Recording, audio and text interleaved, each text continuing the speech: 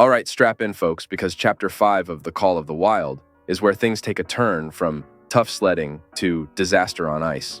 Imagine, if you will, our protagonist, Buck, now looking like he participated in an extreme weight loss challenge gone wrong, having dropped a whopping 35 pounds. He's not hitting the doggy gym. No, he and his furry pals are simply exhausted.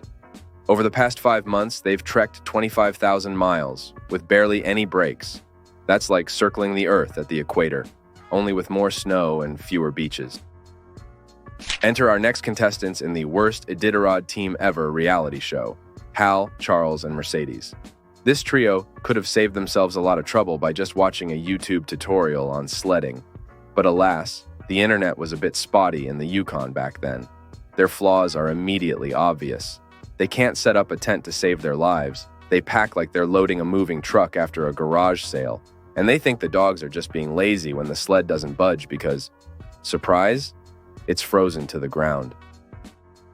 As they journey on, it becomes painfully clear they have no clue what they're doing.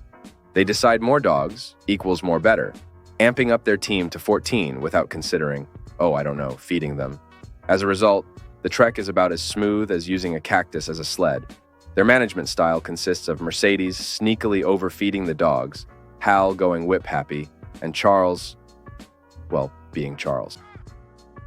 Despite the dogs giving their all, the food situation becomes dire. Mercedes, now portraying every high-maintenance character ever, insists on riding the sled, because who wouldn't want a joyride in these conditions? It's worth noting that none of the dogs volunteered for this edition of Pimp My Ride. Eventually, they run out of dog food, so what's the logical step? Trade a revolver for some frozen horsehide, akin to swapping your iPhone for a packet of beef jerky. Yum. Despite the gourmet swap, things continue to head south. Not literally, because that would have been more pleasant for everyone involved. Just when the team is dangling by a thread, they stumble upon John Thornton's camp.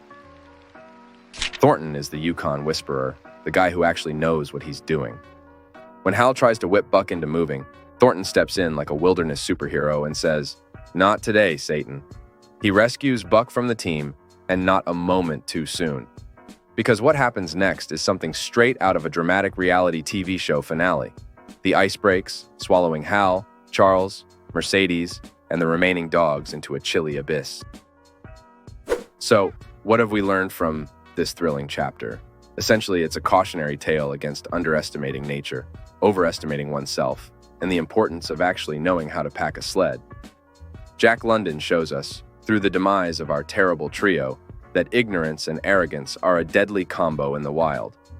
Meanwhile, Buck's survival instincts and Thornton's timely intervention highlight that respect for nature and a bit of common sense go a long way. Remember, the next time you plan an Arctic expedition, maybe brush up on some survival skills and pack light. Was this video helpful to you? Let me know by smashing the subscribe button so I can hit my goal of reaching my first 1,000 subscribers. This has been another Bookly Crash Course. Please check out the channel for the full book summary playlist and many more amazing book summary videos.